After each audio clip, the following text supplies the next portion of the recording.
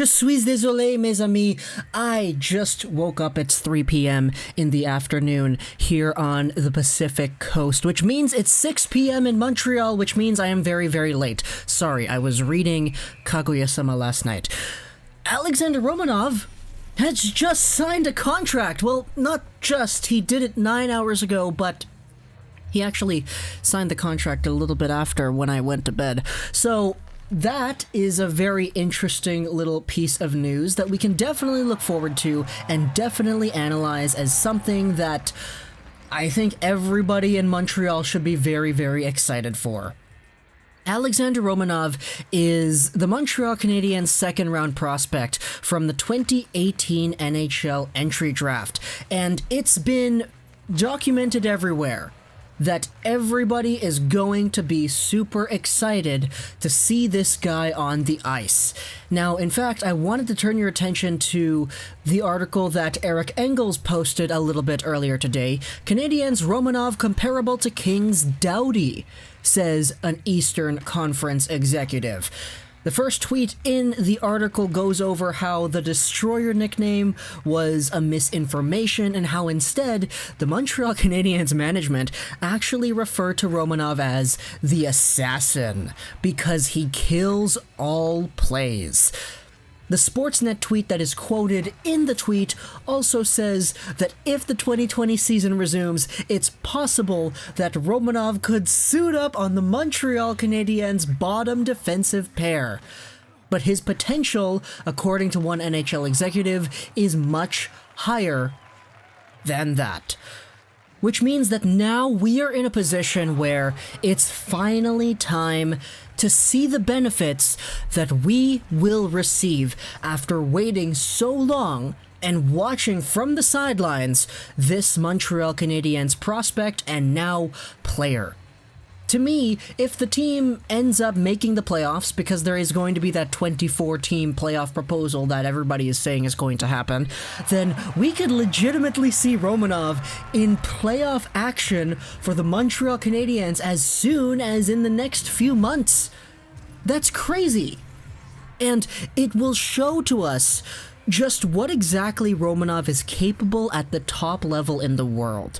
We've seen what he is capable at when it comes to competition against his own age group. In the World Juniors, Romanov was so dominant. 8.7 games played, 6.7 games played. The guy was so good at these international tournaments, but obviously, in the top league in Russia, the KHL, you're not going to get that many points per game as a D-man.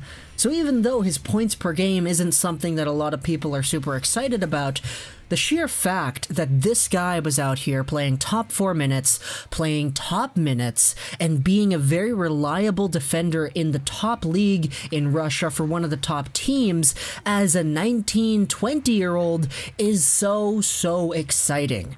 There's a very high ceiling that comes over here with Alexander Romanov. Some people will even say that he's got top 2 potential.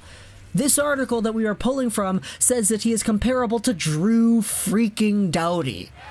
Just think about that, man. Imagine in 5 years when Alexander Romanov is 25 and you have a Drew Doughty comparable-like defender. Does that not sound like something that you want to see? Well, it's something I know I want to see, and it's something that we could be on the brink of seeing sometime down the line, but whose existence is going to be catalyzed by the events that we have within the next few days, few weeks, few months. We'll see once the NHL comes back. Heck, they could even go the super dangerous route. Pair him with Weber immediately and teach him how to play the game on the back end. Obviously, I am kind of upset that Marchenko didn't end up signing here too, because Marchenko playing with Romanov would have been a very nice mentorship kind of relationship over there. Not that I think that Marchenko is going to be super amazing if he comes back to the NHL, but because the relationship in helping out a Romanov is so valuable. But Marchenko actually re-signed and he stayed in the KHL, meaning that he is not going to be coming to the NHL at least within the next 2 years. But that's no problem because there is still Vasily Demchenko that the Canadiens signed, and there are still heavy rumors of Ilya Kovalchuk coming back as well. So Alexander Romanov is indeed on a team that does have another Russian to help him out. Obviously, that Russian is fresh out of the KHL, so it's not like he's going to be a super huge help in terms of adapting to the NHL style, etc. But just having another countryman over here on the team to go through the growing experiences with you is definitely a valuable thing as well. So I think Romanov is going to definitely benefit from having a Demchenko over here too, and vice versa. But the biggest developments are going to come over here with how he plays, who he plays with, and if that's Shea Weber or Jeff Petrie, or who knows if that's the third pairing guy that he ends up playing with, then I'm all for it. Just give the guy the space to develop, give the guy the room to play his game, and we will be seeing the best of the assassin as soon as once the Canadiens' playoff run starts up, I guess. And that's going to be super, super exciting. So comment down in the comments below. I'll get this video up as soon as I can.